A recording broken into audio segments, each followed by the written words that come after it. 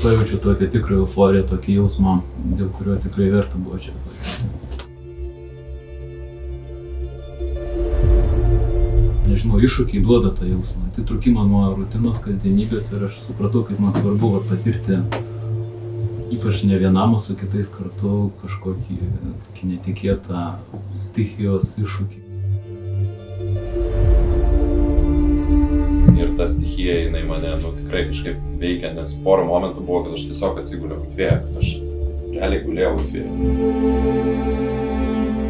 Ir džiaugiuosi, kad irgi čia susipažinau su žmonėmis, su kuriais tikrai norėsiu bendrauti.